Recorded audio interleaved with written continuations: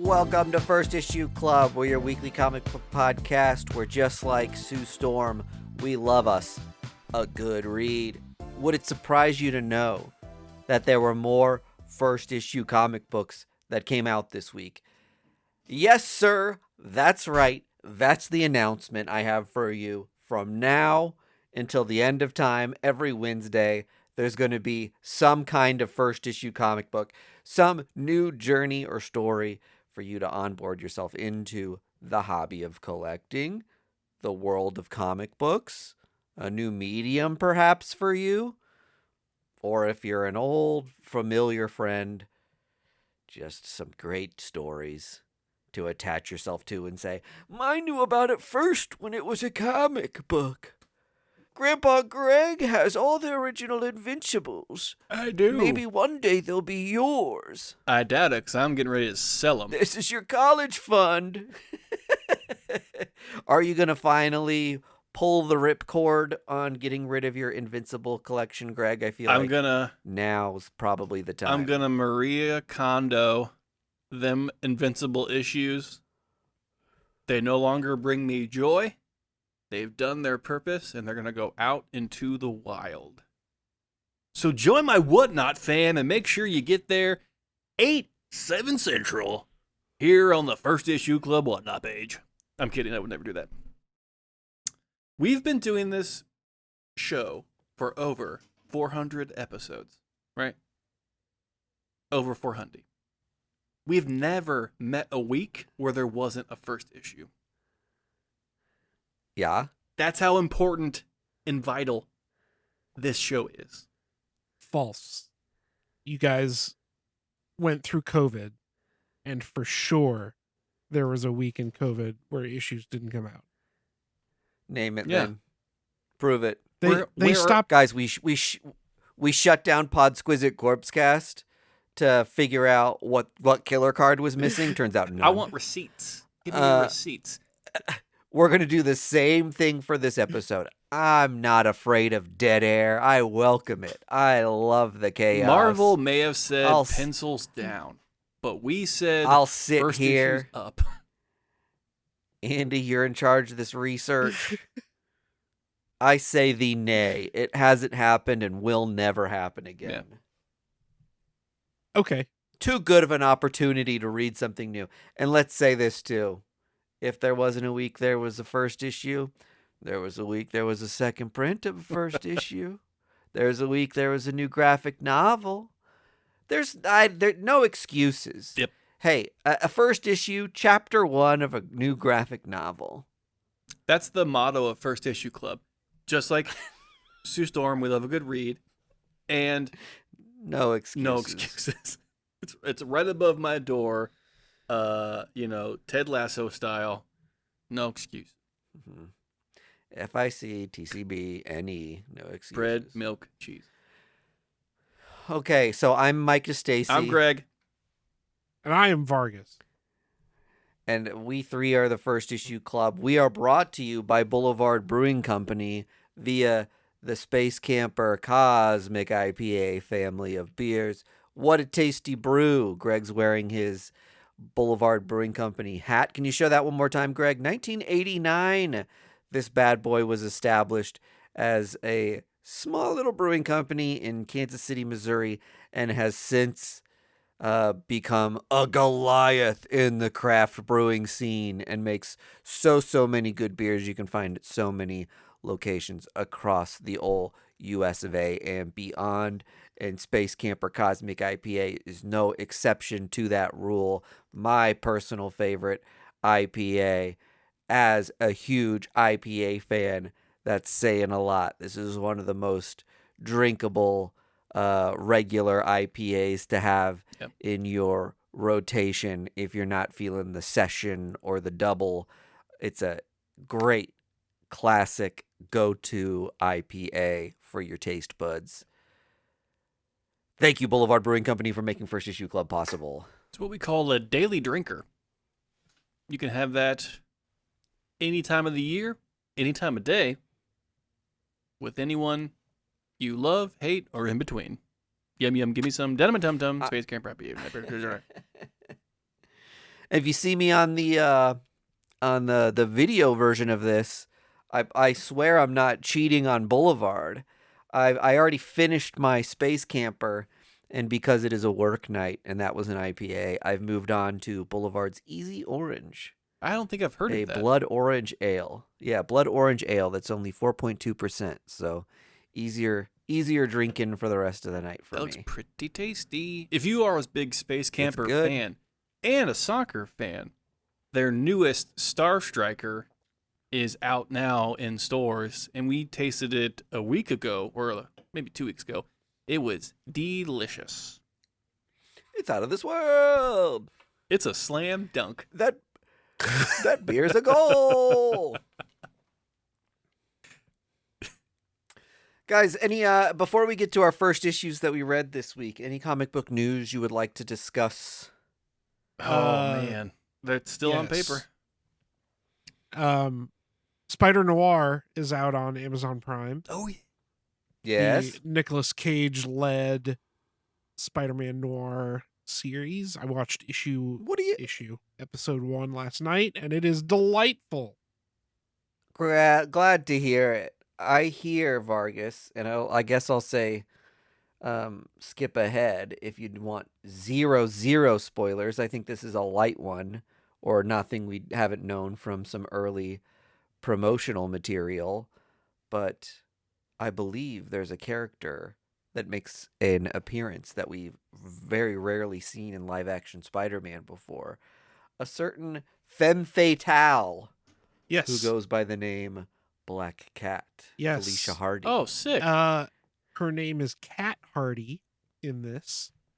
Okay. And she's the club singer that's sort of featured in some of the scenes in the trailers. Oh. Rad. To Okay. no one's surprise. Zippity bop Yes. bow. Yeah.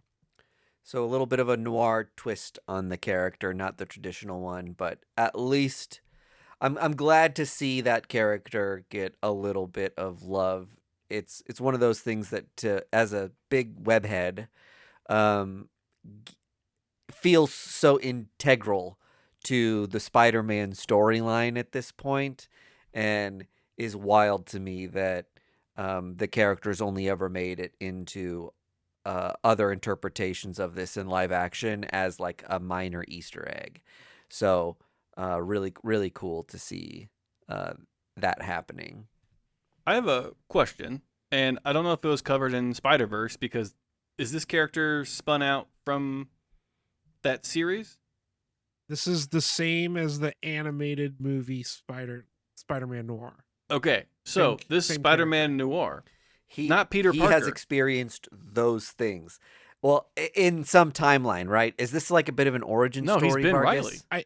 Yeah, it's He's back from having experienced Spider-Verse. yes. So at the very beginning of the show, he says something along the lines of "Someone once told me that this is one of many universes" or something, which is a line Mm-hmm. from Into the Spider-Verse.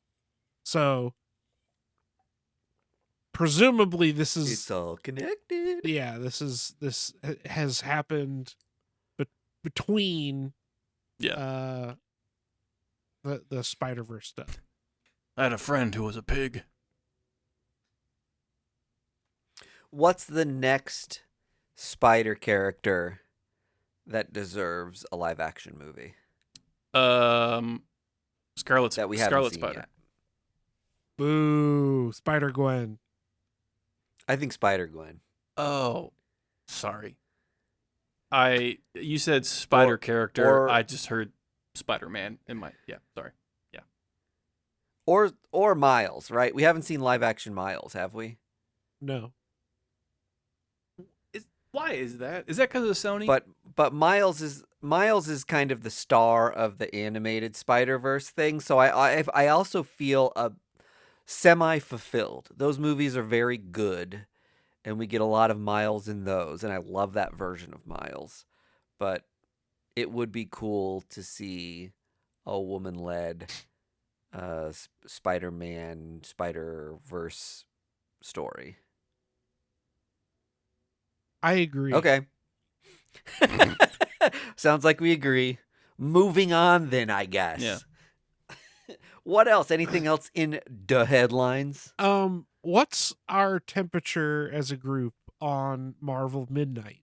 I'm sure we have discussed this, but a little bit more has been revealed about what Marvel Midnight is. And for those of you who don't know, this is a new universe that Marvel is spinning up, a la Ultimate or Absolute over across the big two line.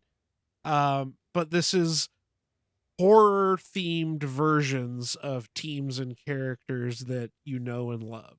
So, Jonathan Hickman is writing X-Men Midnight or Midnight X-Men. I don't know which direction the title goes, but all the advertising makes it seem like all the X-Men are like vampires.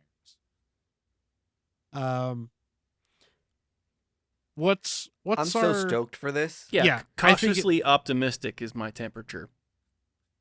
Yeah, this is the sort of thing that DC has always done its Elseworld things really, really well, and like what was it, like Dark Knights of Steel or something that was like the kind of medieval Batman storyline where they just like so holistically commit to the bit in a way that they are able to, because it is an Elseworld story that exists in its own time and space. Right. It's I'll say DC has historically been good about making these like brief little short things that you can buy a single series and follow along with. But at sometimes, like the DC Vampires storyline, it expanded out into a handful of other issues and tie-ins and things like that. And this feels very much like that in a way that we don't always get this much of a clear marketing from Marvel, or like a clear subset of titles that are like, hey, these are doing their own thing over here. And if you feel like partaking, like, let's have a great time together. If not, stay in Universe A and we'll be fine. Like, I'm so into the creators. That's like A1 with a bullet from me. Yeah. If the creators are good, I am in. And we have Hickman writing X-Men, Percy writing Fantastic Four, and Philip Kennedy Johnson writing Spider-Man. And then I think there's also a thing too where there might be really cool acetate covers. I've seen like some of the marketing. They've got like peekaboo glimpses of a little bit of the cover, and then when you pull the rest of the cover away, it's like a really cool reveal. Yeah. And I'm a sucker for those acetate kind of like you see one thing, turn the page, it turns into another thing kind of gimmicks. They did those recently at DC with all the DC KO covers, and man, I thought they were beautiful. So there's not much about this that I don't like.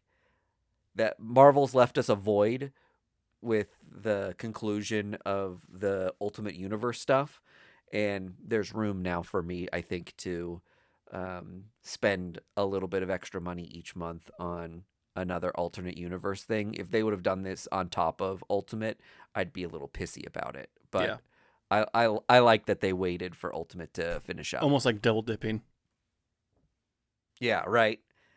And I also like, too, that this is a fun horror thing. It's very genre, right? It doesn't feel like Marvel's just like, what's our absolute? Yeah. What's the extreme, gritty, like dialed up to 11 version of all of our characters? Like, even though Ultimate is like a big, grand, universal reboot sort of thing, a la Absolute, it never quite had the same premise that Absolute had, to be like, we're just gonna rock your socks off with like every micro decision and all these character redesigns that like feel completely different than their mainline counterparts. Like, I'm glad that Marvel isn't just saying like, let's bandwagon this super dialed up version of Marvel. My only complaint about Marvel Midnight is I know what it the is. what? There's no Moon Knight. No, it's actually that I wish they had dug. I wish the first round would have been like any of the other teams or characters that like aren't the big sellers. Well, Like maybe that's why they were I know chosen, though. I know and I get it and I understand, but like X-Men, Fantastic Four, and Spider-Man Yeah. are just like, okay, I get it, but like, what's I don't know. Listen. And maybe the X-Men team will surprise me, but like, what's Midnight Invaders. Just say it. yeah, Midnight Invaders would be dope as hell, right? Or like Howard Midnight the Duck. Power Pack. What's a Midnight Power Pack actually would be incredible. These kids are like lost on an island. Like Yeah. Lord of the Flies. There you go, right? Yeah. Midnight Jeff the And- Shark. Okay, but truly, like Midnight Miss Marvel. What's a horror Miss Marvel comic look like? I don't Can know. I be frank with you right now? I don't think Marvel knows what to do with Miss Marvel. Well, completely different topic change. I mean, they made her an Inhuman. They made her a mutant. She's this or she's that. It's just like, I think they tried to make her too much and like kind of stole her identity away from her a little bit, in my opinion. Save it for your podcast. All right. They're setting her up for massive things. I think they're trying to make her one of the most important characters in the Marvel universe. Right. And I think there's something that we as like 40-ish year old men don't see as much, and it's Sure. how many young kids are familiar with or fans of Miss Marvel as a character. Yeah. I'm totally and able to take that L. yeah, I think so. I think there is an effort to be like, she's the best at everything, and try to very rapidly elevate her Yeah. to, she's like a niche corner of Marvel history and lore. She's a part of like the biggest, most kick-ass team there is in Marvel lore. She's in Queens in the Bronx, and she's mixing it up with Spider-Man. And In the future, she's doing the all president. things. Yes, exactly right. Yeah. And That's her big storyline right now. I'm ready to be shocked and surprised. It just seems weird. Not in a bad way, but I feel like in the last 2 years, and if you haven't been reading X-Men, then you're not getting this side of it. But I feel like Miss Marvel's identity in comic books has been holistically shifted to like, she is a mutant now. yeah. And yes, there is a Inhuman part, and they're not like, it'll come up every once in a while in like passing conversation. Oh, I'm split between two worlds, and isn't that symbolic of like the kind of world I was raised in? Mm-hmm. But at the same time, it does feel like they're kind of just like, hey, ignore some of that Sure. Inhuman stuff. And like I do want to do my best not to be like grumpy old white guy, because I don't identify as that like kind of person. Like I'm able to be fluid and like, adaptable, and like characters change and evolve, and like I'm totally fine with that. It just seems almost like, I don't want to say too rushed. I mean, this character's been around for 10 years, something like that. And like, so like it is a natural evolution of this character, like but it 10. just seems kind of pointed. I don't know. Yeah. Anyway, Star Swipe. I'll say I like that Marvel Midnight is 3 comic books right now, and Yeah. maybe it expands, but I like that it's 3 storylines. I like that, like, the fact that they're big storylines makes me think that there maybe is like a bit of a connected event thing Yeah. with them, as opposed to them just being like, here's a ton of these like spin-offs that like random writers like squeezed into their schedules. Like a lot of times the like big swath events can feel like, hey, like we gave everybody a book and they were just like, it's a fucking tie-in like between things that I have to do. Like this has such good creators Yeah. locked in with just a few books that should be easier to keep up with, and the iconography from all of these covers looks like so fucking rad. Yeah, That I'm stoked about it. I'm happy with I it. am kind of shocked, And though. I think too, to your point, Vargas, I think there's opportunities for us to see quirky things within the pages of some of these other ones that like Midnight Fantastic Four could give us a crazy Howard the Duck or Yeah. Yeah, I'm whatever characters in it. I'm sure that stuff will happen, but like I think it would have been much more impactful to have like Midnight Miss Marvel, and then at the end of the 6th issue, she comes face to face with a team of vampire X-Men. Like, how crazy would that have been? Sure. But I don't know. I also haven't read any of the issues, so like, who am I to sit here in judgment of it? I'm gonna buy all of Who them. am I to judge? Some host of a podcast? But like, Andy, to your point, I think that's the thing. I'm more like, I think more people are likely to buy these, myself included. Yeah, of course. Yeah. Of course. Yeah. I'm just shocked there's no Midnight Avengers. That's I would have rather had Midnight Avengers than any of the other 3, just based on the title alone. But again, I'm not trying to shit on any of these books because I'm gonna buy them and I'm very excited about them. Well, it's weird though, but like Marvel's been so hush hush about it. Like, but besides this, just like the bare bones of what this is, like we don't know what the ramifications are. We don't know the origins of this like supposed universe. They're just plopping it down and just like, all right, have fun. It's like, hold on, I need to know a little bit more here. I don't. Yeah, okay, well, fair enough. It's a whole horror universe. I'm in. Yeah. Star Swipe. Star Swipe. All right. Do we want to get into comics? Anything else worth talking about? No. Comics it is. I think Andy and I at least both read Doomquest. Do you want to start there? I think that's maybe the bigger number one aside from Superman. Yeah, totally. I have to ask, first of all, was your copy messed up? No, I don't think so. Oh, okay. Did you get like a manufacturing error Yeah. issue? Yep.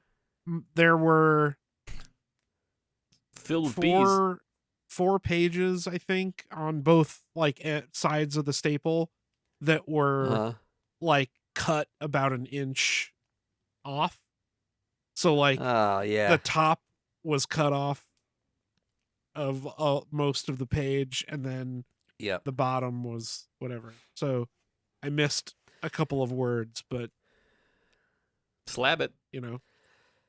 I do think it is kind of, while frustrating, it is also kind of cool sometimes to get one of these what we call end of the roll comics, which means that it's at the very end of the paper roll when they're in the printing process that creates this like off cut or offset thing, and they go through the manufacturing line so quickly that there are a couple spots where you can find interesting things like pages cut too short or pages still connected together that were never actually like cut apart. yeah. I have a couple comics in my collection that 2 pages next to each other are still connected, And I'm like, I'm leaving it. Like, I love that I've got some like weird manufacturing fluke. Yeah. It's kind of cool. But so you think about it, like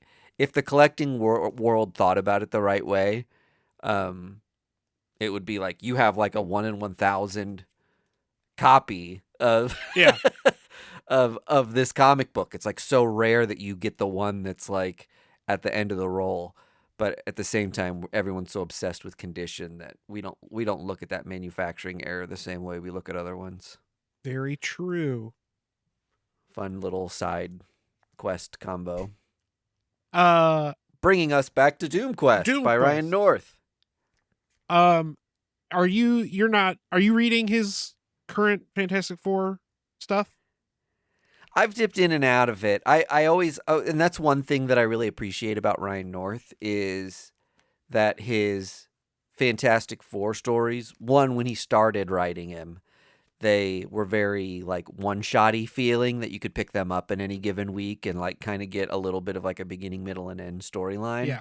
And since then, they've done also a really good job about like making arcs feel very contained. So like even if you're not a longtime reader, this stuff with the in counterpart to the Invisible Woman, the Invincible Woman, which is an arc I've been keeping up with, also feels very standalone. That if you've got surface level knowledge of the Fantastic Four, it's really easy to jump into this and get a really cool, fun mini arc from Ryan North and the FF Squad. So yes and no. Yeah. I'm in and out of it. I only asked because this felt very standalone, like it didn't feel connected to anything that he's writing Fantastic Four wise. Yeah, I will say if someone asked me, "Hey Mike, when is Doomquest set?" I would say ambiguously during normal Marvel timeline. Well, like, yeah. It doesn't necessarily feel like, there's like the Chip Zdarsky Armageddon, Captain America in Latveria stuff. Yeah. There's this like post Sorcerer Supreme Doom has been beaten sort of Doom, and this didn't feel like either of those things. This just kind of feels like this universal constant version of Doom told anywhere during an ambiguous Fantastic Four Marvel Universe timeline. Yes, and to its credit, I think it's probably because it doesn't really matter when it takes quest or when it takes place. It turns out it is a kind of time travel story. Yeah. Yes. Yeah, so the elevator pitch of this is that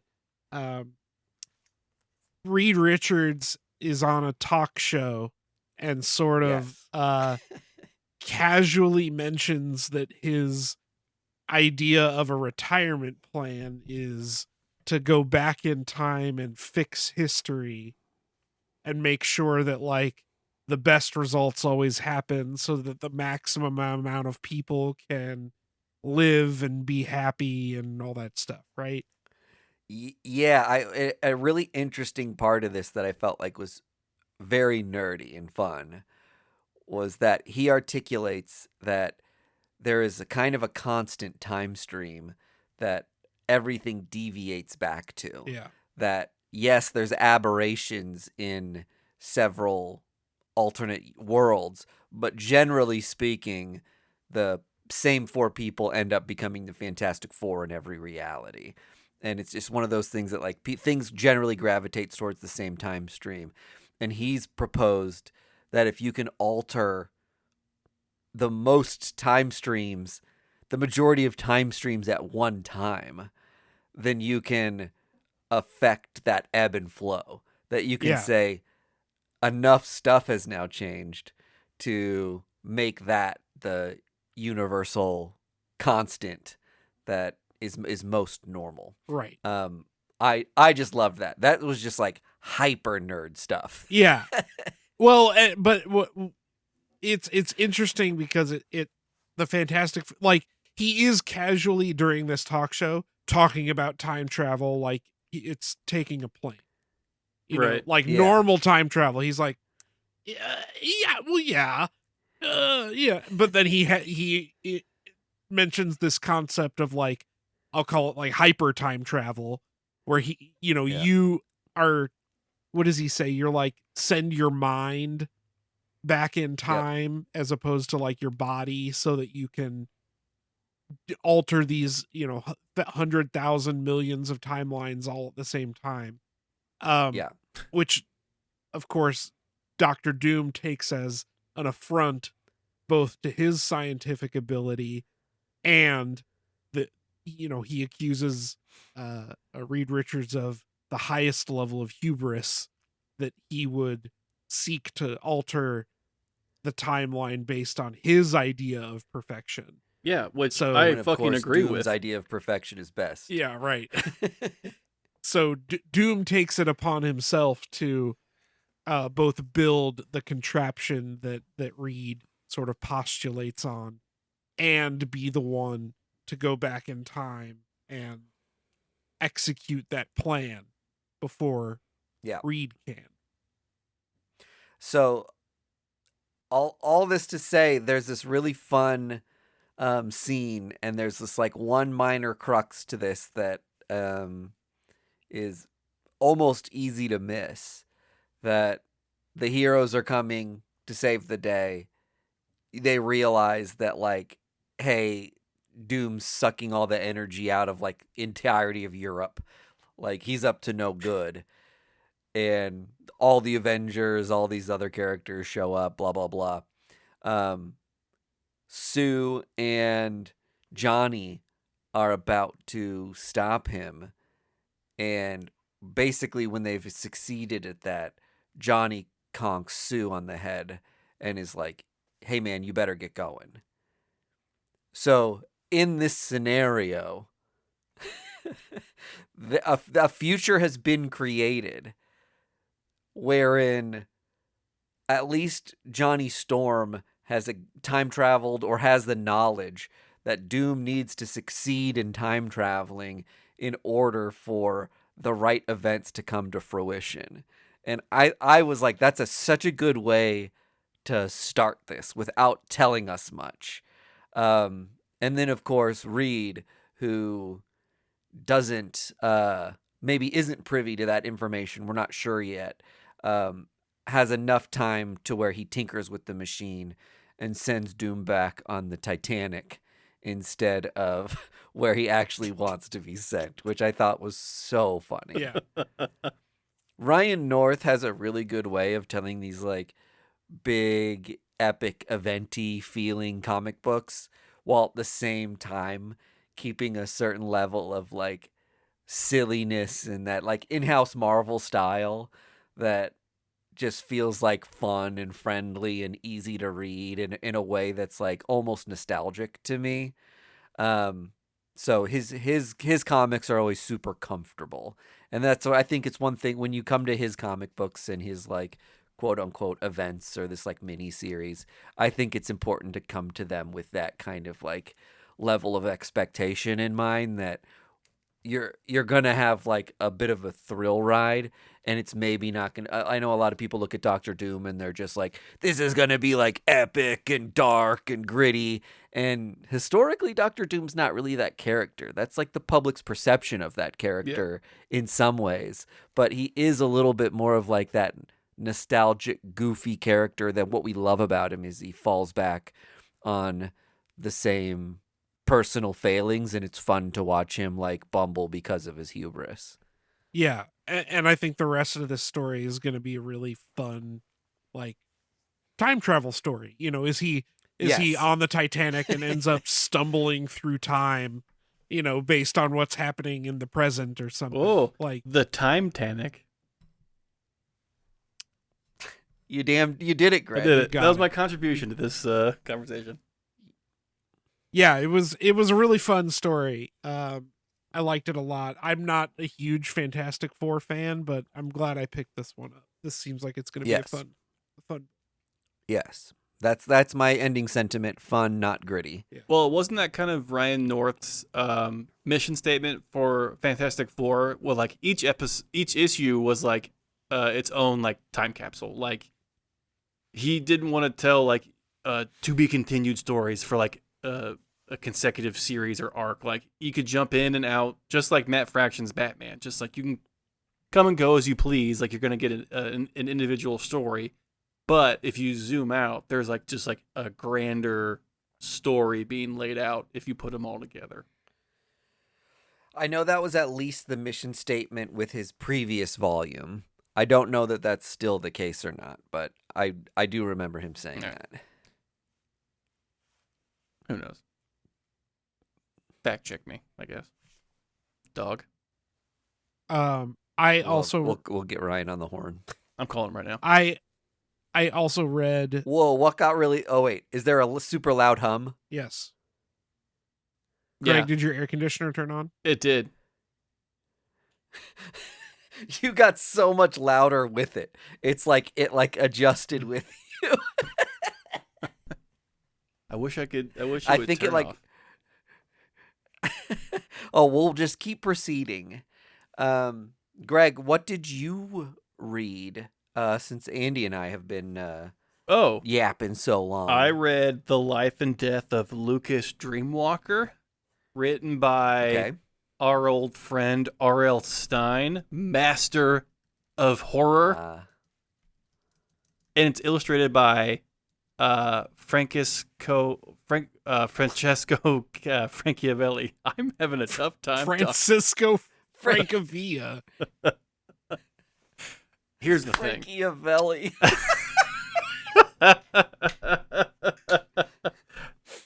One of the most famous artists in comics right now. Franchiavelli. Like Machiavelli. This is kind of like a oh shit. I just forgot like the name of the TV show. It's Lone Ranger? Totally. No, it's Secret World of Alex Mack. God damn it. It's the one where it's like the monkey paw situation. Like every story has its moral. It's Twilight Zone. Circle gets the square. Creep show. Yes, exactly. This is along the same lines as like a Twilight Zone episode. This man, Lucas Dreamwalker, has to figure out these crimes within his dreams, and if he dies 3 times within his dreams, he dies for real. So we get these scenarios like he's in the Old West, and he's like in the 1920s, and then he's in modern time, all the while trying to like figure out why certain situations are happening in these dreams, and stopping like dream crimes, if you will, all in the while in that process. And then just like a Twilight Zone episode, he does die, but not in a dream. It's because he trips over something on the stairs and falls down and breaks his neck. Yeah. Wait, is this a one shot? It is a one shot. Oh, so here's the deal with this book. It was one of the stories in Hello Darkness, and it was broken up into little bits. Yeah. And Got they it. put it together for a one shot. So I think they've been doing that with a handful of the Hello Darkness series. They've been getting like collected into a single issue where you can just buy the one book. You are correct, and it was a lot of fun. Like it was a classic like Twilight Zone episode. It's unexpected beginning, and then through hubris and the universe's divine intervention, something altered happens that you don't expect to happen. An altered beast. I love it. Another banger from RL. And then This guy can't miss. he refuses to miss. He tries to miss, and the arrow goes right back in the bullseye. Did the comic give you goosebumps? Did it deliver on the R.L. Stine promise? Yeah. The hair on the back of my neck stood straight up. You ever call them goose pimples? No, and that should be illegal. Do you know anyone in your life that like does that for real? Goose pimples? Calls them. Says Yeah. that? I know I hear it. It doesn't roll off the tongue well. Goosebumps. There's no I don't know- stoppage there. I don't know if that's a Goose pimples. is it. I don't know if it's a Midwesternism or a Southernism or what, but I know I hear people say it. I don't know if it's like a wash or wash situation, but I think in England they call it goose flesh. ugh. Seriously. I've gotten goose You've been flesh on my stricken with honeydew. goose flesh. Have you been reading the R.L. Stine? And then, All right. Oh, you read another well, thing. I was just gonna mention. I thought we were taking turns. I was just gonna say, to me, it was a light week in number ones. Right? There wasn't anything Okay. to me that was too dynamic. I did catch up on issue 2. That was too dynamic. Shots fired at this week's first issue. Do better. I read issue 2 of Red Roots and Corpse Night, and they delivered. Okay. There is some psychedelic, crazy visuals in Corpse Night that is making it like my favorite book to read right now. It is crazy. It's next up on my to read pile. It's so much fun. Yeah, I hope I pre-ordered that. I don't think you'll have to worry about it. It's not like a Dorks situation where like speculating market has just taken a hold and ruined it. It's just a Taken fun over quality Corpse Night, book yeah. that delivers on just a righteous metal story. Yeah. Okay. Can I go? I guess. If you're gonna make a big deal about it, go right ahead. I read. Did you hear about Mimi Green on Dark Horse Comics? Oh, I flipped through that. Written by Connor Goldsmith. I don't know who Connor Goldsmith is, and the art was Josh Cornelian, and I also don't know. I'm not familiar with that person either. So crucify me. Was Francesco Frecchiavelli on it? Yeah. Francisca Frecklenelli Freccanelli. did a spread in the back that was a magnifico. While we're making up Italian sounding words here and names. So this comic is horror adjacent. It is like this it stars. Its main character is a influencer type who like society has turned on. It sounded like there was like a moment wherein like an old tweet was discovered, or we've got this whole thing with Chapel Roan right now where it's like she dissed a kid and we're not like totally sure what happened with that, but like overnight like public perception of this person has like holistically changed. So it tackles that a little bit. And part of me when I started reading this was like, man, like another book that's like a commentary on cancel culture, which like I don't feel like I necessarily need. But props to this comic, it is not necessarily that. In fact, what I really liked about it was that especially being somebody who is really in like the corporate world quite a bit, that it plays with a lot of these ideas of like what success is and what like healing is and what the mantras are for success, and all of these people like shoving these like Brene Brown type sayings down your throat that all like contradict each other, and you're like, well, what is the key to success and happiness? Like, is it like having gemstones on me like Gwyneth Paltrow's telling me? Is it like is it success in business? Is it like leading the team and we should all want to be leaders? Is it like equine therapy? Like, what the hell is any of this stuff doing for me? And it was like a really interesting kind of commentary on seeking fulfillment and acceptance and finding your role and like doing what other people like tell you to do to try to find your place or your piece that fits within the mold of like whatever society wants you to be, whether they want you or not. A lot of it takes place at this kind of like mental health facility where she's with other people, and she meets this other woman who has all these like nightmares where her insecurities are like manifest as horrors.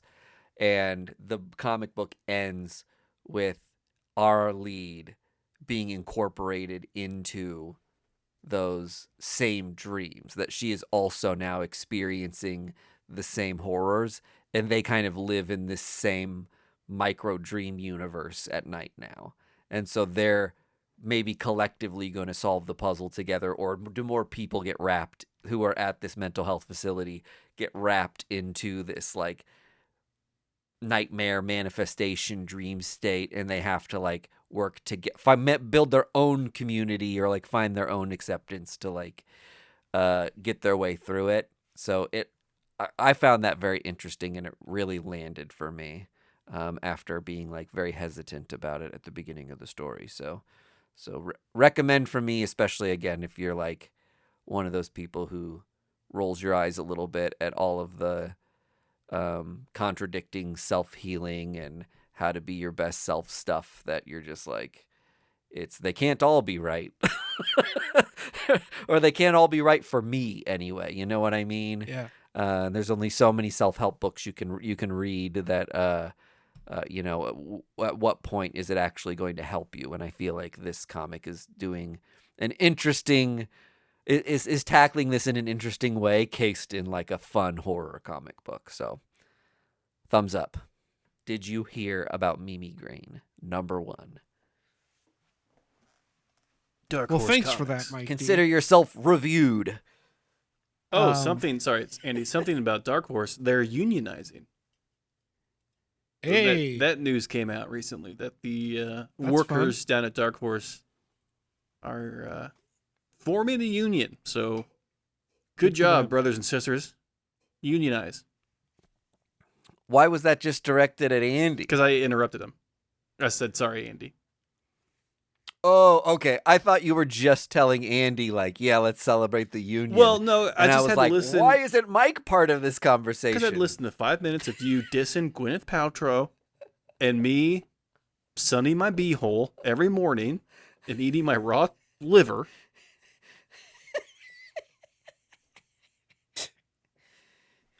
Greg's a big goop You know, head. what we were doing on January 6th was trying to stop stuff like this. I was being a patriot. Whether it be comics. Listen, you can't convince me that if Paul Revere was alive today, he wouldn't be. The white trash are coming. The white trash are coming.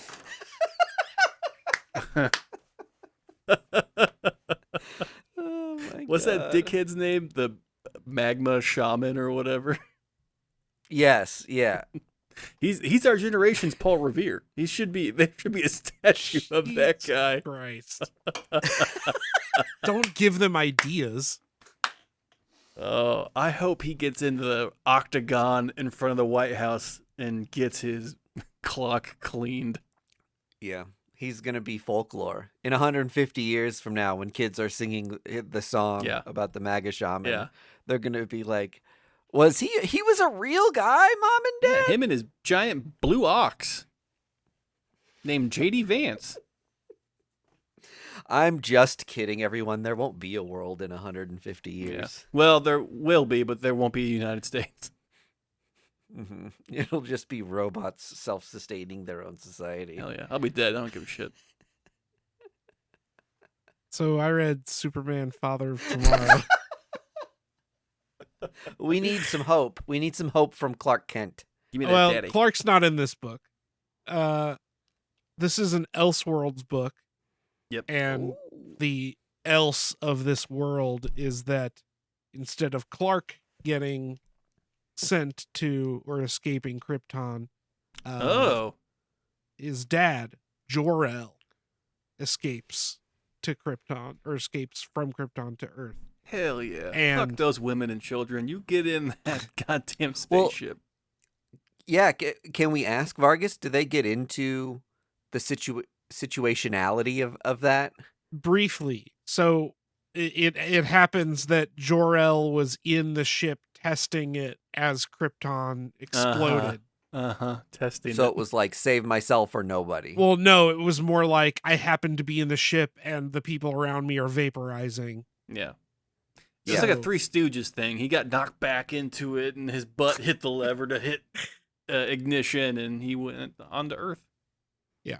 So he crash lands on Earth, and the Kents, they don't adopt him obviously because he's like a full grown man, but they I wish they would have.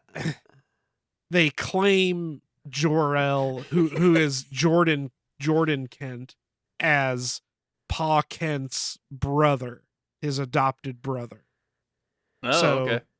Similarly, they raise him, with, or they don't raise him. They like show him what Earth values are. Jordan, go to your room. And Jor-El differs from Clark in that obviously he crash lands as a full-grown man, but he's far more scientific than Clark is. So, he builds all these like little machines for Pa Kent to like make his farm far more efficient and all this stuff. And the inciting incident for him is that Pa Kent has a heart attack, and Jor-El brings him to the hospital, and he can't save him, even though he has the wherewithal and the scientific ability to build a machine that will save Pa Kent. He can't, because the hospital like won't let him. So Jor-El's sort of mission statement is that he will use his scientific ability to improve Earth, while also being sort of a regular style kind of Superman, because he is still Kryptonian. So it seems like this is sort of like, there's that question about Batman where like, hey, instead of spending all the money to be Batman, Bruce Wayne could, invested in social services. This sort of seems to be like, what if Superman were more scientific and technologically savvy and could feasibly share that knowledge with Earth? Would that be a better use of Superman's abilities? Like, what if he were more brains than brawn? Yeah. So it was a fun book. This seemed like more the style of a Superman Elseworlds book than other Superman Elseworlds books that I have read. Like, yeah. This seems much more interesting to me than something like Superman Red Sun ended up being. Mm-hmm. Not that Red Sun is bad, but it was a cool book. I sort of didn't know what to expect going into it.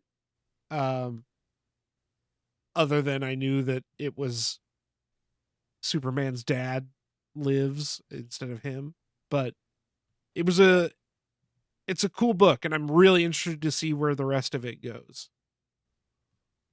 So you will be continuing to pick this guy up. I will at least give it another issue to see what happens for sure. All right, cool. So, was there any indication that Jordan, after Pa Kent passed away, kind of looked at Ma Kent and went, "You want to do this thing?" Well, that would basically be like his sister-in-law. No, it's not, because he's from another planet. They're not related. Sure. Yep, you're right. And it's backwoods Kansas. They're used to that kind of thing. I don't know. She's maybe still. Is she still an old woman? Yes, she is still an old woman. Whoa, ageist. But he's more like he's like a young father, right? Well, At this He's point, like our age. well, he I would assume he was like 25 or 30 because he has a baby. yeah, he crash lands on Earth as like a full ass man. Okay, so he's And- carrying that thing around. and ages appropriately. What? Earth is like, what are you gonna do with all that you're carrying? Look at them around, yams. buddy? God damn. Pa Kent, your brother is fucking big. Hold Caked up. up We on a gotta bring this Tuesday. guy to the yam convention. We gotta bring these yams to the county fair. Oh, man. We have fun. We have fun here on this show. Don't we? Well, it's been about an hour. Yeah. So wait. What do you guys say? Was this an episode? It always is. Vargas, did you mention, was Philip Kennedy Johnson writing that book? No. Who's Nope. writing that book? I don't know. Dear God. I'm sorry. I Was it I looked at the Francesco creative- Franchiavelli? it was it was not Fettuccine Alfredo Anelli. No. I thought someone notable. Not that the people that we don't know aren't notable, but I thought someone that we knew was writing that book. Kenny Porter with Danny Earls on art. I've never heard of either of those creators. You have now. And it sounds like I have. you like what you hear and see. It's true. Whoa. It was good stuff. Mike, take us home. Ladies and gentlemen, this has been First Issue Club. As I promised at the beginning of this week's episode, there will be more first issues next week, so we'll see you then. Goodbye. First Issue Club podcast is brought to you by Boulevard Brewing Company, the people responsible for our favorite drinks, the Space Camper Cosmic IPA family of beers. Our show is edited and produced by our hosts Mike DeStacy, Greg Lichtig, and Andy Vargas. You can find us on social media at First Issue Club, and you can join the supporters who keep our humble podcast going on our Patreon at patreon.com/firstissueclub.